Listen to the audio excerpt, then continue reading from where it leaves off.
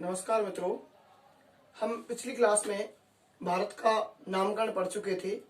मित्रों, हम भूगोल विषय के अंतर्गत भारत का भूगोल शुरू कर चुके हैं और पहली क्लास में भारत के नामकरण से संबंधित जो है पढ़ चुके हैं हम। आज हम बात करेंगे भारत के भूगोल के अंतर्गत मित्रों भारत का सामान्य परिचय। भारत का सामान्य परिचय और सामान्य परिचय के अंतर्गत सबसे पहले हम मित्रों बात करना चाहें तो नंबर 1 हम बात करेंगे स्थिति विस्तार। स्थिति एवं विस्तार। हमारे भारत का स्थिति विस्तार के संदर्भ में मित्रों सबसे पहले हम बात करेंगे। तो देखिए मित्रों, हमारी ये जो पृथ्वी है, सबसे पहले हम विश्व या पृथ्वी के संदर्भ में हम विश्व के संदर्भ में भारत की स्थिति के बारे में बात करें तो दोस्तों हमने पृथ्वी की उत्पत्ति एक पिछली क्लास में पढ़ चुके हैं। हम जिन दोस्तों ने पृथ्वी की उत्पत्ति के बारे में नहीं पढ़ा है वो वहां कर जाके उस वीडियो को देख लें, बहुत अच्छी तरह आपको समझ में आ जाएगा। चलिए मित्रों, हम जब बात कर रहे हैं विश्व के संदर्भ में हमारे भारत की स्थिति के संदर्भ में, तो हमारा जो भारत है, हम जब पढ़ रहे थे कि पेंजिया भाग था और पेंजिया के गोंडवाना और अंगारालैंड 2 भागों में विभाजित हो चुका था और उसके बाद में उसके 7 भाग बन चुके थे जिनको हमने कहा था 7 महाद्वीप। उन 7 महाद्वीपों में से ही हमारा जो भारत है कौन से महाद्वीप में आता है और पृथ्वी के कौन सी दिशा में कहां पर स्थित है उसकी हम बात करना चाह रहे हैं। तो दोस्तों सबसे पहले हमारी ये जो पृथ्वी है, इस पृथ्वी को 2 भागों में बांटने वाली जो रेखा है 0 डिग्री अक्षांश रेखा है, जो उत्तरी गोलार्ध और दक्षिणी गोलार्ध 2 भागों में बांटती है। इसी प्रकार 0 डिग्री देशांतर या इसको कहते हैं हम ग्रीनिच रेखा, ये भी हमारी पृथ्वी को मित्रों कितने भागों में बांटती है, 2 भागों में विभाजित कर देती है, एक पश्चिमी गोलार्ध और ये पूर्वी गोलार्ध। तो मित्रों हम देखना चाहेंगे तो हमारी पृथ्वी 4 गोलार्धों में बढ़ चुकी है। कितने गोलार्धों में? 4 गोलार्धों में बढ़ चुकी है। देखिए ये कौन सी दिशा होगी मित्रों? उत्तर, ये होगी दक्षिण, ये पश्चिम और ये पूरब। तो चलिए हम बात कर लेते हैं जो ये 4 गोलार्ध है इनके बारे में। सबसे पहला नंबर 1, ये पूरा और ये उत्तर दिशा दोनों का जो मिलन होगा वो दिशा वो होगा उत्तर पूर्व दिशा और इसको हम कह देंगे उत्तर पूर्वी गोलार्ध। क्या कह देंगे मित्रों? उत्तर पूर्वी गोलार्ध इसको कह देंगे। चलिए हम बात करते हैं इन दोनों दिशाओं का, उत्तर पश्चिम दिशा का मिलन होगा उत्तर पश्चिम और इसको हम कह देंगे उत्तर पश्चिम गोलार्ध कह देंगे। हाँ जी मित्रों, इसको कहेंगे हम दक्षिण पश्चिम गोलार्ध। ये कौन सा होगा? दक्षिण पश्चिमी गोलार्ध होगा। और हम बात करें तो ये जो होगा ये होगा दक्षिणी पूर्वी गोलार्ध होगा। तो इस प्रकार से हमने देखा हमारी पृथ्वी कितने जो है गोलार्धों में बढ़ चुकी है, 4 गोलार्धों में। इन चारों गोलार्धों से दृष्टि से देखिए, अक्षांश की दृष्टि से ये उत्तरी गोलार्ध होगा और देशांतर की दृष्टि से ये पूर्वी गोलार्ध होगा और इसी गोलार्ध में हमारा भारत स्थित है। चलिए दोस्तों, एक बार परीक्षा में पूछ लिया गया था, सेकंड ग्रेड परीक्षा के एग्जाम में पूछा गया था कि उत्तरी पूर्वी गोलार्ध जो है या उत्तर पूर्व दिशा है, इसको किस कोण के नाम से जाना जाता है। तो हम यहाँ पर थोड़ी सी बात करते हैं कोणों के संदर्भ में। उत्तर पूर्व जो दिशा है दोस्तों, इसको जाना जाता है ईशान कोण के नाम से। क्या कहेंगे मित्रों इसको? ईशान कोण।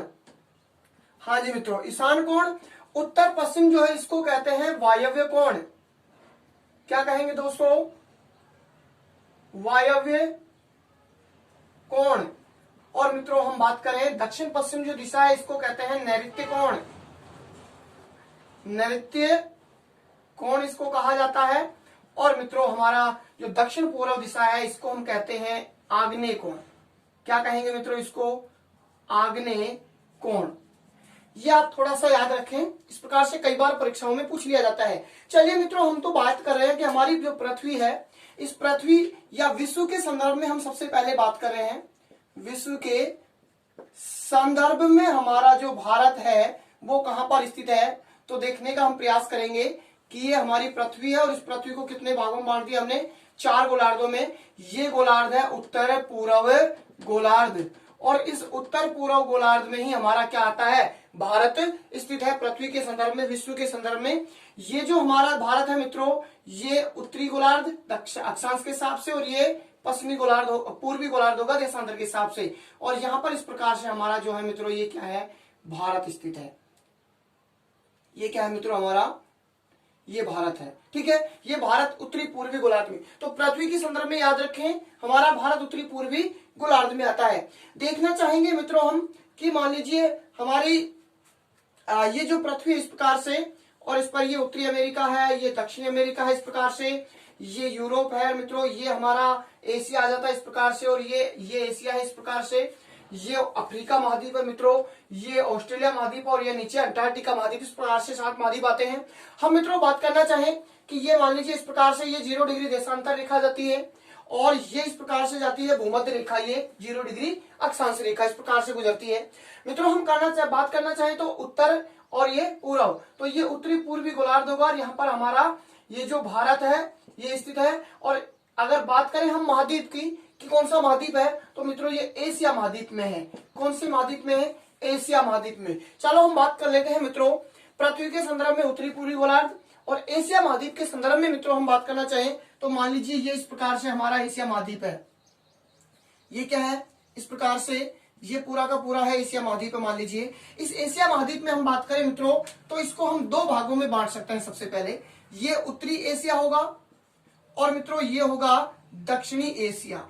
ये कौन सा एशिया होगा? दक्षिणी एशिया में हमारा भारत स्थित है। हम एशिया के संदर्भ में मित्रों बात करना चाहें तो हमारा भारत दक्षिणी एशिया में है, और दक्षिणी एशिया के अंदर भी हम बात करें तो दक्षिणी एशिया के मध्य में स्थित है। कहां पर है मित्रों?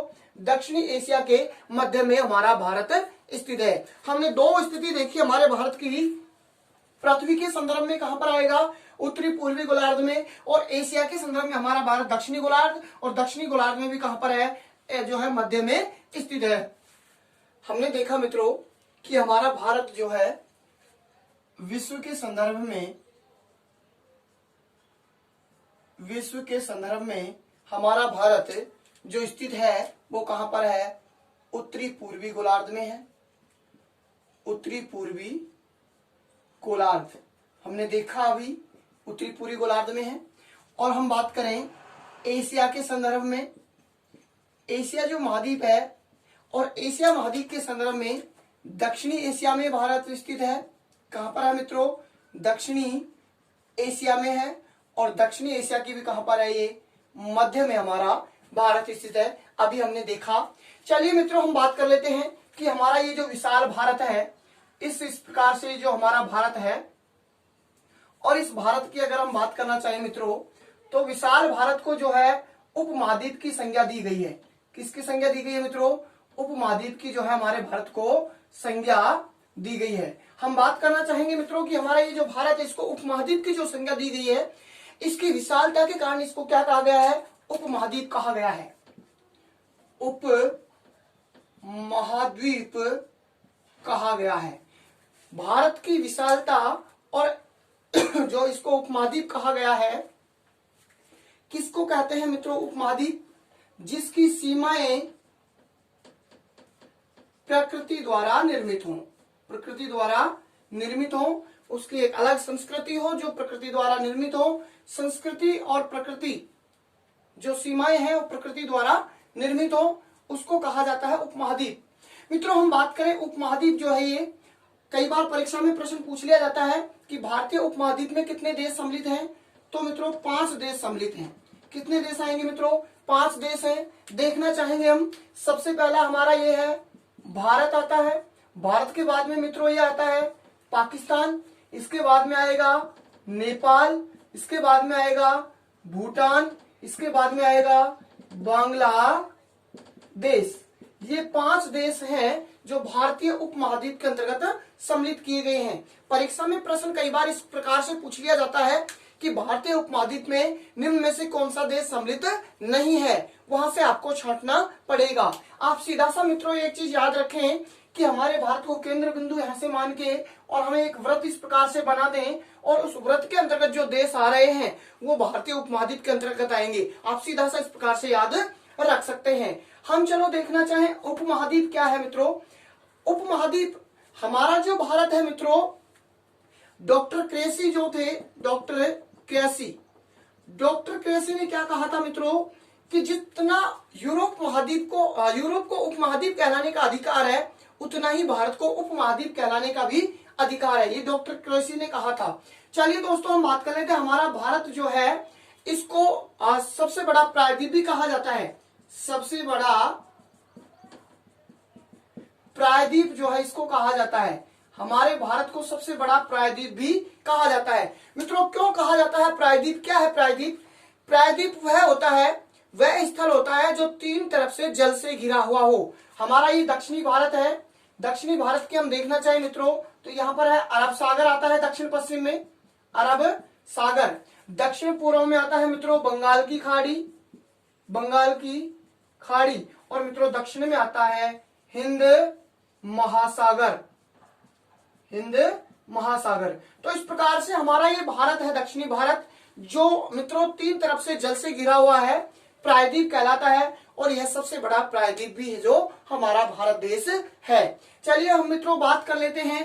देखो एक होता है द्वीप, हम देखना चाहेंगे मित्रों, देखो एक होता है द्वीप, एक होता है प्रायद्वीप, और मित्रों एक होता है महाद्वीप, और एक होता है उप महाद्वीप। देखिए मित्रों द्वीप समझने का प्रयास करेंगे, वह स्थलखंड का छोटा भाग जो चारों तरफ से जल से घिरा हुआ होगा, क्या कहलाएगा मित्रों? द्वीप कहलाता है। जैसे लक्षद्वीप है, अंडमान निकोबार द्वीप है, ये बहुत सारे द्वीप हैं और हम पढ़ेंगे आगे। प्रायद्वीप वह स्थल जो तीन तरफ से जल से घिरा हुआ होगा, वो क्या कहलाएगा? प्रायद्वीप। सबसे बड़ा उदाहरण हमारा भारत। महाद्वीप स्थलखंड का वह बड़ा भाग जो चारों तरफ से जल से घिरा हुआ हो। देखिए द्वीप और द्वीप में क्या जुड़ा है? महा, और महा यानी होता है बड़ा। तो महाद्वीप वह बड़ा स्थलखंड जो चारों तरफ से जल से घिरा हुआ होगा। उपमहाद्वीप वह स्थलखंड होगा जिसकी सीमाएं प्रकृति द्वारा निर्मित होंगी, संस्कृति जो है प्रकृति द्वारा निर्मित होंगी, उसको अपने आप में क्या कहलाएगा? वो महाद्वीप कहलाता है। और हमारे भारत के लिए डॉक्टर क्रेसी ने कहा था कि जितना यूरोप को महाद्वीप कहलाने का अधिकार है, उतना ही भारत को उपमहाद्वीप कहलाने का भी अधिकार है। तो मित्रों अक्षांशीय स्थिति विस्तार के अंतर्गत देखना चाहेंगे हम नंबर 1 अक्षांशीय स्थिति और विस्तार। पहले हम बात करेंगे नंबर 1 पर अक्षांशीय स्थिति एवं विस्तार।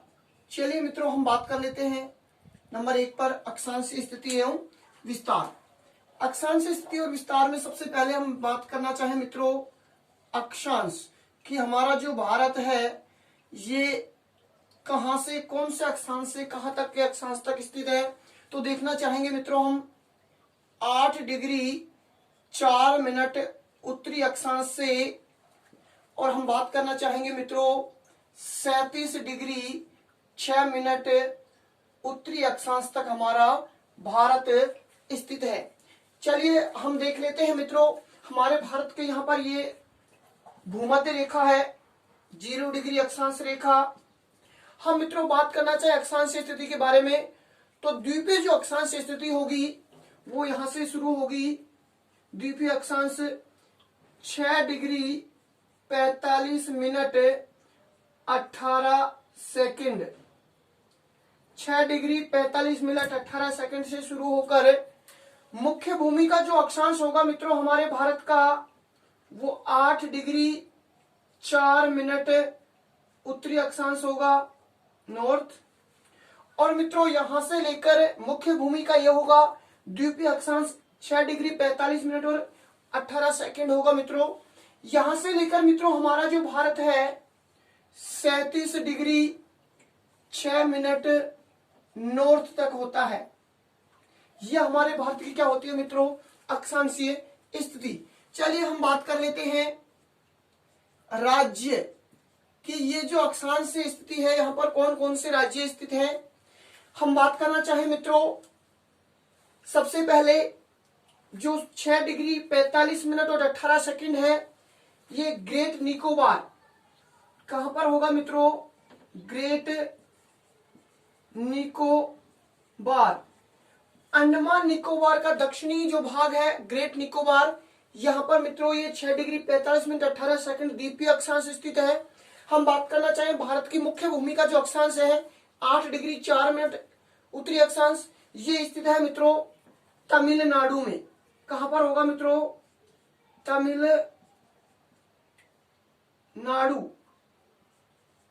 तमिलनाडु राज्य में ये जो है स्थित है। चलिए मित्रों हम बात कर लेते हैं इसके आगे राज्य जो होगा हमने बात किया, ये जो मुख्य भूमि का राज्य है ये है तमिलनाडु। और मित्रों हम बात करें उत्तरी जो राज्य होगा, मित्रों पहले 31 अक्टूबर 2019 से पहले जो आता था जम्मू कश्मीर राज्य हम यहाँ पर लिखा करते थे, लेकिन मित्रों अब बदलाव हो गया है, क्योंकि आप देखना चाहेंगे इस प्रकार से ये जो जम्मू हुआ करता था पहले, इस जम्मू कश्मीर को 31 अक्टूबर 2019 को 2 केंद्र शासित प्रदेशों में दोस्तों बदल दिया गया है। हम बात करना चाहेंगे कि ये जो भाग है मित्रों ये वर्तमान में है जम्मू कश्मीर, और ये पूरा का पूरा भाग है मित्रों किसका, लद्दाख। ये क्या होगा, लद्दाख। ये 2 केंद्र शासित प्रदेश अलग में आ गई। अभी हम भारत के सामान्य परिचय में जब सीमाओं की बात करेंगे वहां पर ये केंद्र शासित प्रदेशों में हम पढ़ेंगे इनको। हम थोड़ा सा देखना चाहेंगे तो पहले जम्मू कश्मीर आता था 37 डिग्री 6 मिनट उत्तरी अक्षांश वाला भाग, लेकिन अब राज्य आएगा तो लद्दाख केंद्र शासित प्रदेश यहाँ पर मित्रों आता है। तो हम लिख देंगे यहाँ पर कौन सा आ जाएगा वर्तमान में, लद्दाख। पहले जम्मू कश्मीर आता था, अब कौन सा आएगा, लद्दाख। चलिए मित्रों हम बात कर लेते हैं इसके बाद में स्थान की, कौन सा स्थान है उत्तरी बिंदु और कौन सा है दक्षिणी बिंदु। हम 8 डिग्री 4 मिनट के मित्रों स्थान की बात करना चाहेंगे। सबसे पहले यहां देख लीजिए स्थान ग्रेट निकोबार का मित्रों जो स्थान होगा वो होगा इंदिरा पॉइंट। क्या होगा मित्रों यहाँ का स्थान, इंदिरा पॉइंट। और मित्रों द्वीपीय अक्षांश का जो बिंदु है इंदिरा पॉइंट, इसको अगर हम कहें तो और जो इसको कहा जाएगा, एक तो पिगमिलियन पॉइंट के नाम से इसको जाना जाता है, पिगमिलियन पॉइंट के नाम से। एक मित्रों इसको पार्सन पॉइंट के नाम से भी जाना जाता है, और एक मित्रों इसको लाहिचिंग पॉइंट के नाम से भी जाना जाता है। आदि नामों से इसको जाना जाता है। पूछा जाता है ये परीक्षा में कई बार। इंदिरा पॉइंट एक द्वीपीय अक्षांश का बिंदु है। हम बात करें मुख्य भूमि 8 डिग्री 4 मिनट उत्तरी अक्षांश, जो हमारे भारत की मुख्य भूमि का अक्षांश, यहाँ का जो स्थान होगा मित्रों वो होगा कैप कैमरून। कैप कैमरून या मित्रों हम कह सकते हैं कन्याकुमारी। कैप कैमरून या कन्याकुमारी हमारा मुख्य भूमि का जो स्थान होगा। चलिए कैप देखिए मित्रों, कैप क्या होता है, ये एक ज्योग्राफी भाषा में हम कहना चाहेंगे ऐसा स्थान जो काफी अंदर तक, ऐसा स्थल जो काफी अंदर तक जल में घुसा हुआ होगा, वो तो मित्रों क्या कहलाएगा, कैप। जैसे कैप डाउन सुना होगा आपने दक्षिण अफ्रीका का, वो काफी अंदर तक स्थलीय भाग जल में घुसा होता है। इसके विपरीत मित्रों हम बात करना चाहेंगे तो ऐसा जलीय भाग जो काफी अंदर तक स्थल में घुसा होगा उसको हम कहते हैं क्रीक। जैसे सर क्रीक, भारत और पाकिस्तान के बीच में विवादित क्षेत्र है सर क्रीक, तो वह जलीय भाग जो स्थल खंड में काफी घुसा हुआ होगा अंदर तक, क्रीक, और वह स्थलीय भाग जो जल में काफी अंदर तक घुसा हुआ होगा, कैप। तो इसको कैप कैमरून कह सकते हैं, या मित्रों हम कह सकते हैं क्या, कन्याकुमारी भी आप कह सकते हैं, कन्याकुमारी, दक्षिणी बिंदु कन्याकुमारी या कैप कैमरून। चलिए मित्रों हम बात कर लेते हैं, स्थान हो जाएगा यहाँ का, तो क्या हो गया, कन्याकुमारी या कैप कैमरून। और यहां का मित्रों हम बात करें उत्तर का जो स्थान होगा ये होगा इंदिरा कोल। इंदिरा कोल, कोल जो है मित्रों दर्रे को ही इंग्लिश में क्या कहते हैं, कोल। तो इंदिरा कोल होगा ये इंदिरा कोल। इस प्रकार से ये उत्तरी बिंदु होगा। हम बात करना चाहेंगे मित्रों दूरी, ये तो कौन सी दिशा है, उत्तर, और ये कौन सी दिशा है, ये तो है मित्रों दक्षिण दिशा, और ये कौन सी होगी, उत्तर दिशा। और इन दोनों के बीच की दूरी होगी मित्रों 3214 किलोमीटर होती है। कितनी होती है, यानी कहने का मतलब ये मुख्य भूमि यहां से और यहां तक की जो दूरी है ये कितनी है मित्रों, 3214 किलोमीटर है। इस प्रकार से हमारा ये अक्षांशीय विस्तार भारत का होता है। तो मित्रों इस प्रकार से हमारा जो भारत के अक्षांश से स्थिति होगी, हम देखना चाहेंगे 8 डिग्री उत्तरी अक्षांश से और 37 डिग्री उत्तरी अक्षांश तक हमारा जो भारत है, और इसके बीच की लगभग जो मध्य की रेखा होगी, वो रेखा इस प्रकार से मित्रों, ये मध्य की रेखा है जो भारत को लगभग 2 असमान भागों में विभाजित करती है। और ये रेखा कौन सी है मित्रों? 23.5 डिग्री नॉर्थ, यानी 23.5 डिग्री उत्तरी अक्षांश रेखा है। और मित्रों इसको हम कहते हैं कौन सी रेखा? कर्क रेखा। ये दोनों अक्षांशों के बीच की जो हमारे भारत को लगभग 2 असमान भागों में विभाजित करती है, ये रेखा है अक्षांश रेखा या 23.5 डिग्री उत्तरी अक्षांश रेखा, जिसे कर्क रेखा हम कहते हैं। मित्रों हम इस रेखा के बारे में अगर हम बात करना चाहें तो ये रेखा भारत के 8 राज्यों से गुजरती है। देखिए हम लिखना चाहेंगे गुराम, छत से झांक,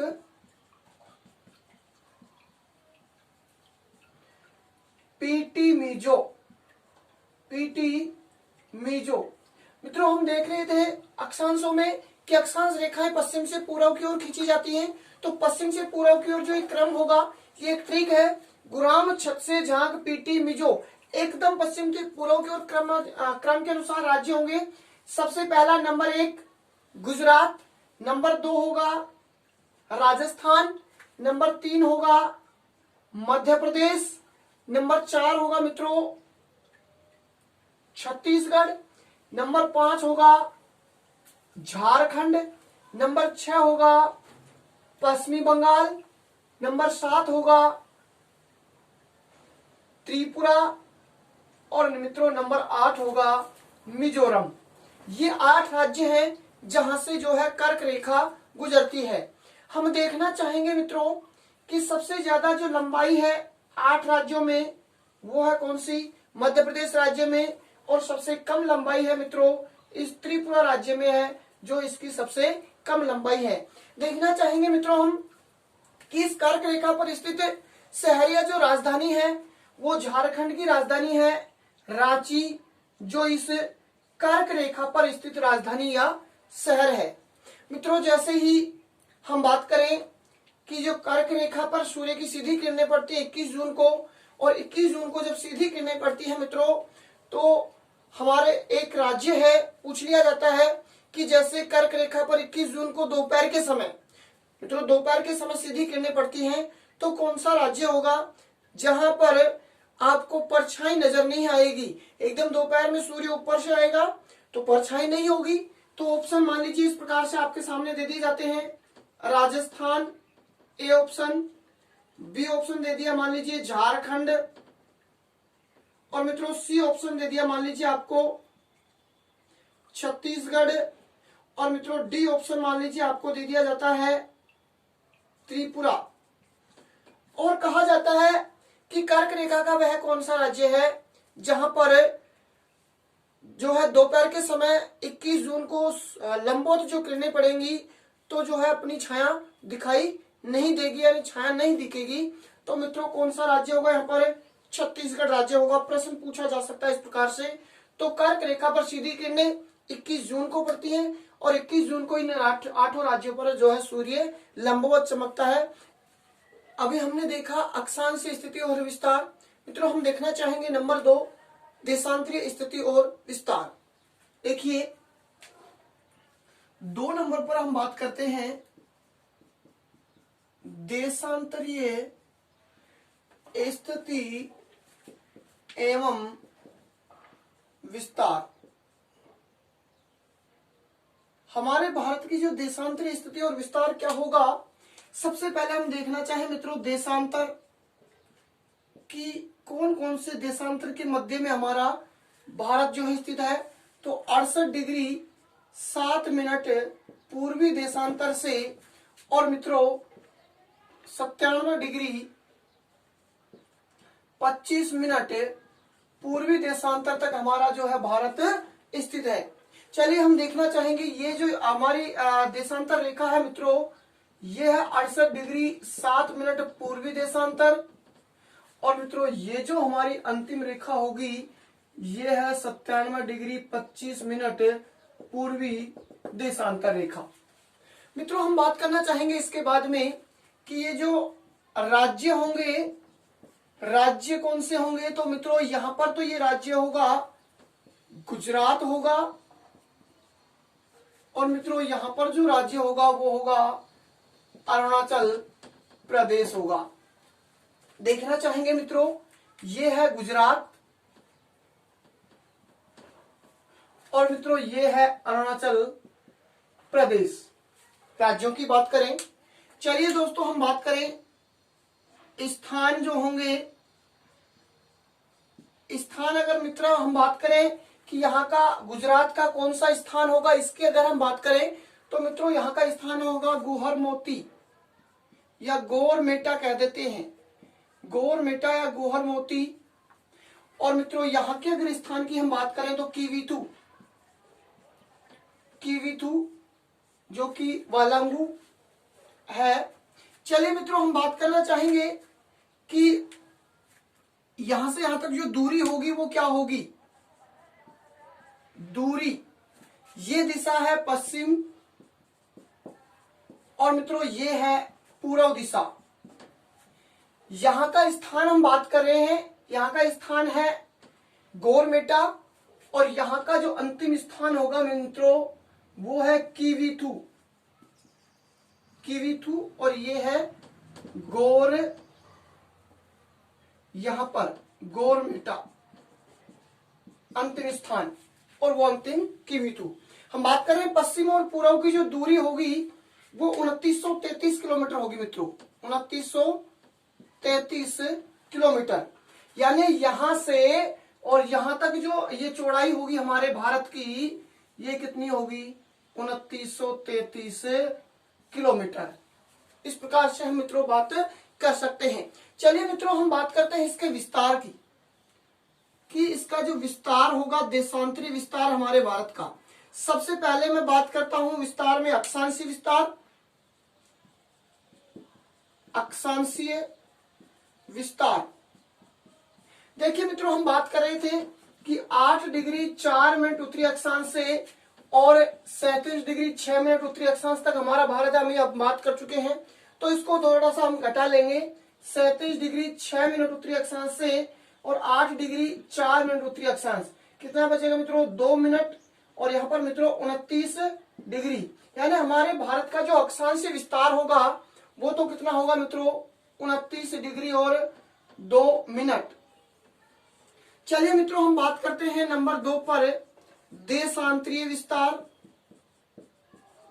और मित्रों जो देशांतरीय विस्तार होगा उसको हम बात करना चाहेंगे तो 97 डिग्री 25 मिनट से और 68 डिग्री 7 मिनट।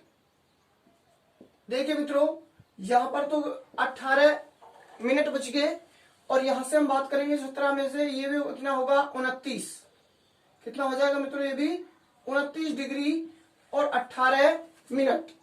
यानी देशांतरित जो विस्तार होगा वो भी कितना होगा 29 डिग्री और 18 मिनट। और अक्षांशीय विस्तार भी कितना होगा 29 डिग्री 2 मिनट। लगभग हमारे भारत का अक्षांशीय और देशांतरीय विस्तार दोस्तों लगभग बराबर है। बात करना चाहेंगे अब यहां से प्रश्न क्या पूछा जा सकता है मित्रों परीक्षा की दृष्टि से। तो परीक्षा में यह प्रश्न पूछ लिया जाता है कि हमारा जो भारत है इस भारत में समय का अंतराल कितना है। यानी मान लीजिए सबसे पहले सूर्योदय पूर्व में होता है तो हमारे राज्य में कौन से राज्य में होगा, भारत के कौन से राज्य में सूर्योदय सबसे पहले होता है, तो अरुणाचल प्रदेश में। तो हम दोस्तों हम बात करना चाहेंगे कि पृथ्वी पर सबसे ज्यादा पहले सूर्योदय होता है जापान देश में। उगता हुआ सूर्य का देश कहा जाता है जापान को। देश तो कौन सा होगा जापान।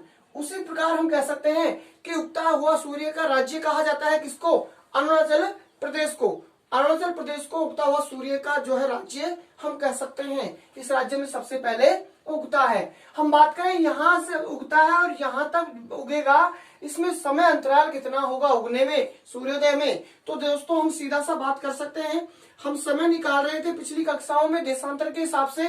तो 1 डिग्री देशांतर में समय कितना हो रहा था 4 मिनट का अंतर था। कितने मिनट का मित्रों 4 मिनट का। तो हम निकाल लेंगे 29 डिग्री और 18 में, तो हम गुणा कर देंगे सीधा सा किससे 4 से। तो देखिए दोस्तों 18 चौक 72 तो क्या हो गई मिनट और यहाँ पर हो जाएंगी जो है गुणा करेंगे तो 29 को गुणा कर लेंगे 4 से 9 चौक 36। ठीक है मित्रों, 3 हासिल आ गई, 4 दूनी 8 3 11, यानी 116 मिनट और 36 सेकंड आ गई हमारे पास में। हम इसको हम दोस्तों और मिनट में बदल लेते हैं, 1 मिनट आ जाएगी यहाँ पर और कितने 12 सेकंड बच जाएंगे।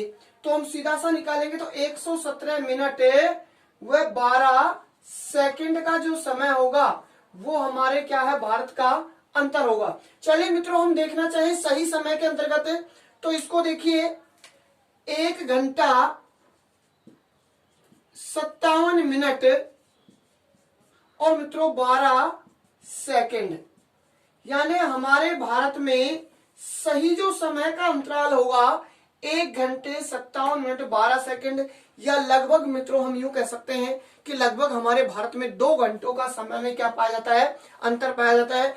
यहां अगर 7 बजे सूर्योदय होगा अरुणाचल प्रदेश में, तो मित्रों गुजरात के अंतिम छोर में कितने बजे होगा, लगभग 9 बजे सूर्योदय होता है। तो इस प्रकार से अंतर जो होगा यहाँ का 2 घंटे और 57 मिनट और 12 सेकंड का मित्रों क्या होगा, यहाँ पर अंतर होगा, हमारे भारत में जो समय का अंतर होगा।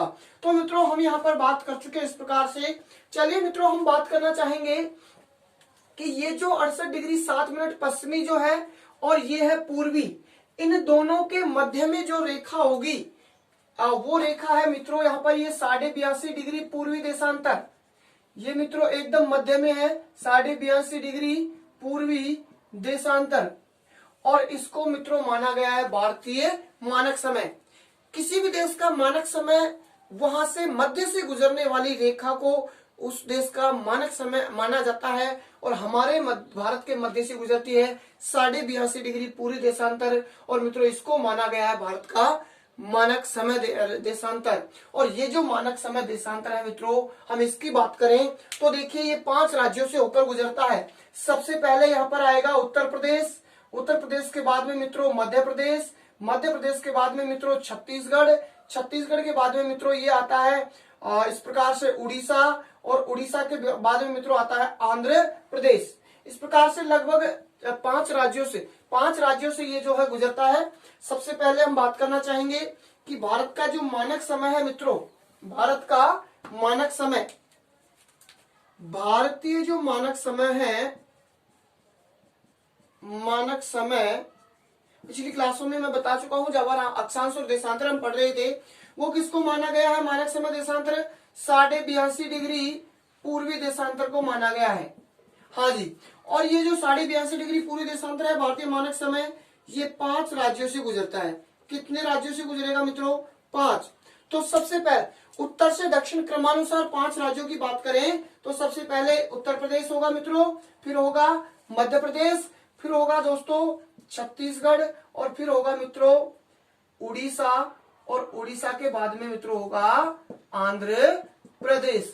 ये 5 राज्य हैं जहां से भारतीय मानक समय रेखा जो है होकर गुजरती है। मित्रों यहाँ पर सीधा सा याद रखें, यूपी एमपी की छत से आज आओ, यूपी एमपी की छत से आओ, सीधा सा आप ट्रिक याद कर सकते हैं। इन 5 राज्यों से होकर भारतीय मानक समय रेखा गुजरती है।